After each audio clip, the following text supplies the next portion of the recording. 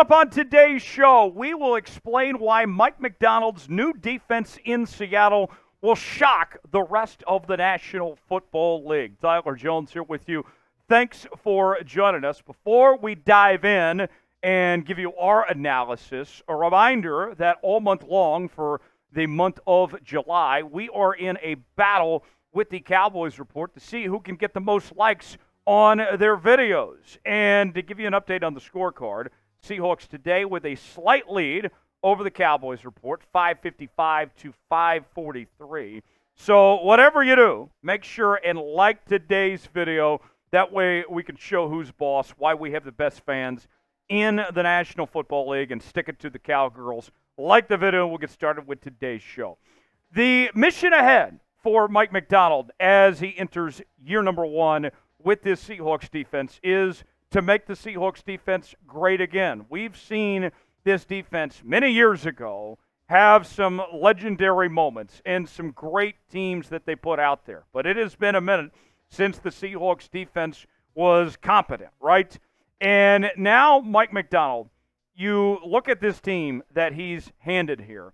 There's some real talent there, but they haven't been able to meet expectations, play to their full potential, and that is the assignment ahead for Mike Macdonald, is to get the most out of these guys. So what will Mike Macdonald's defensive scheme look like in 2024? Well, you're going to see a lot of different things. A mix of both the 3-4 and the 4-3 defenses. Guys are going to be asked to be versatile, to do a multitude of things. There's an emphasis on disruption, making life hell for opposing quarterbacks, right? Winning the down. Every single play matters. Get as many 3-and-outs as you possibly can. A physical mindset. This is not going to be a finesse defense. This is going to be a defense that wins with their physicality and playing fast. Look, you're going to have some up-tempo offenses that you're going to play from time to time. Being able to match the speed that you'll see from the offensive side of the ball from some of these teams is going to be a big key.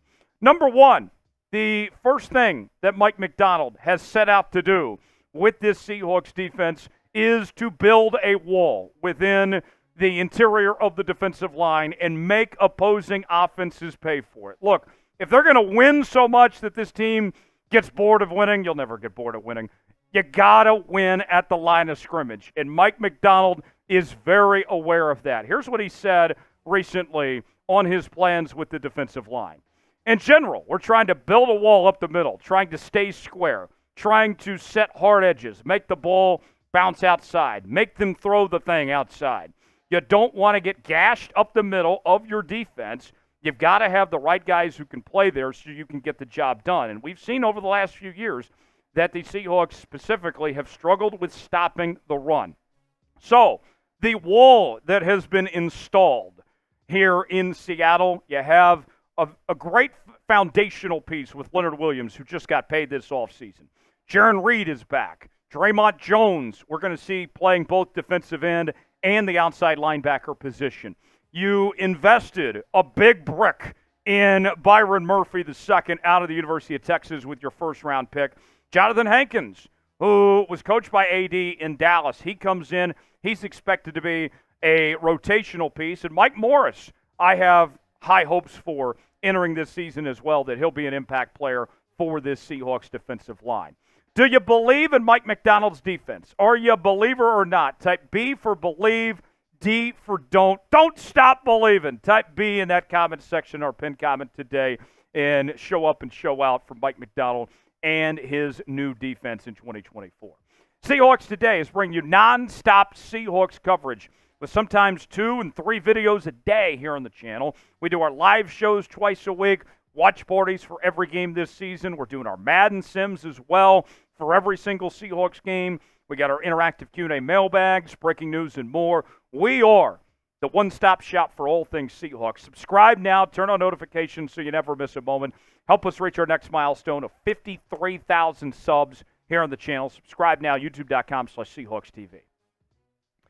Number 2, the next task that Mike Macdonald needs to do with this Seahawks defense is fixing the secondary. And we know there's some really talented players there. When you talk about Devon Witherspoon, the former first-round pick, entering year number 2 off a Pro Bowl campaign. You got Riq Woolen, who had a very good rookie season, took a step back last year, really struggled with tackling.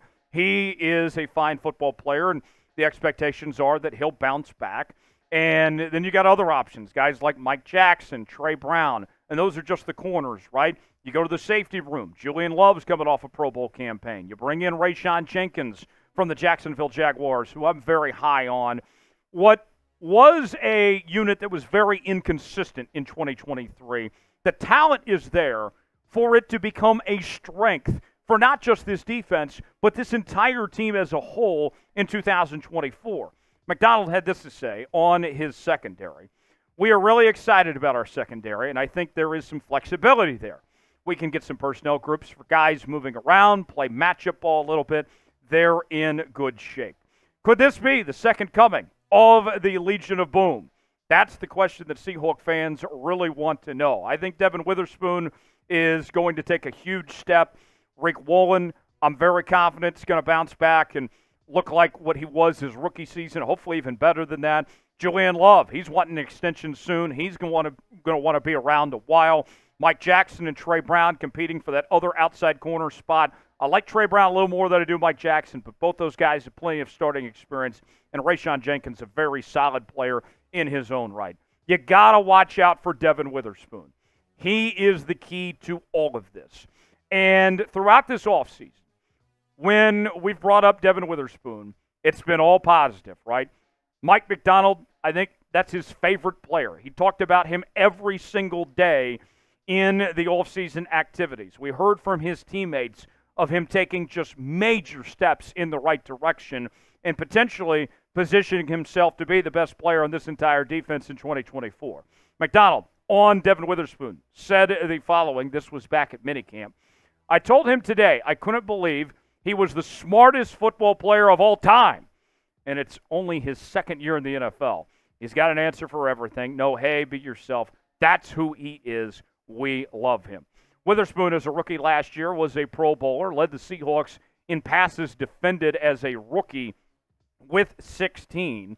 And the Seahawks, the comparison that I make for Devon Witherspoon, when you want to look at what Mike Macdonald might have in mind, look at what Mike Macdonald did last year in Baltimore with Kyle Hamilton as primarily a nickelback, but did play some safety. And Kyle Hamilton blossomed in his second year and now is in position to be one of the best safeties in football. I think with Devon Witherspoon playing that nickelback, that floater role, you're going to see Mike Macdonald do things with Devon Witherspoon that we didn't even know he was capable of. The stats last year were very good, right?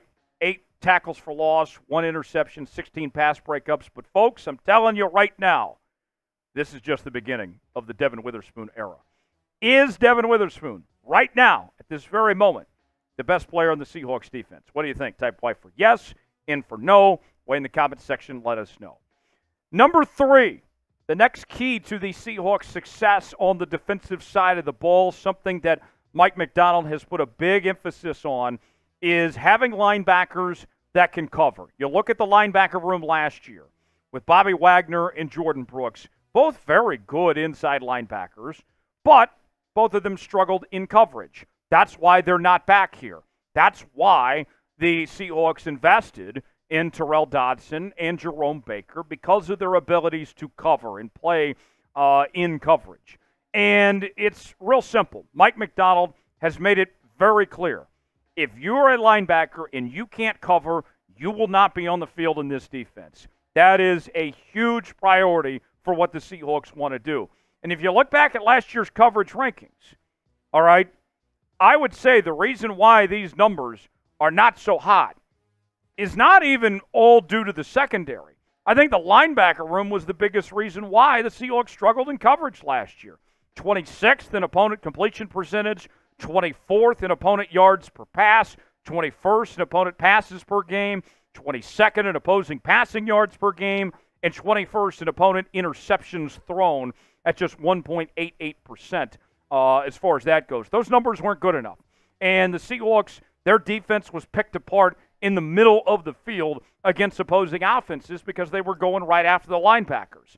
Now, as far as Dotson and Baker go, what the Seahawks signed up for with bringing these two guys in, they are two of the very best in the NFL when it comes to coverage. The folks at Pro Football Focus, their grades for Dotson and Baker had both of them within the top 20 last year in their coverage rankings. Dotson's grade was an 88.4. That was the third highest in the entire NFL.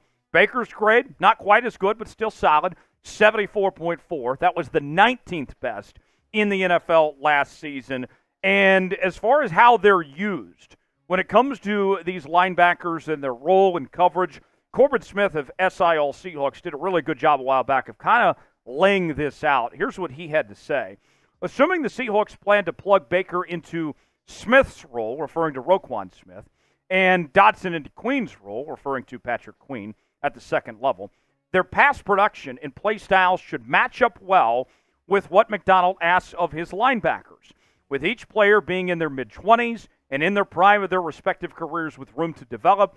The organization will be hoping at least one, if not both, become long-term answers at an important position. And there's not a lot of depth at this spot. Dotson and Baker are obviously banged up a little right now, and the hope is that they're back in time for training camp. But you have the rookie Knight there, and we already heard Mike Macdonald say that Knight's got to improve when it comes to coverage, but that's something they're working on.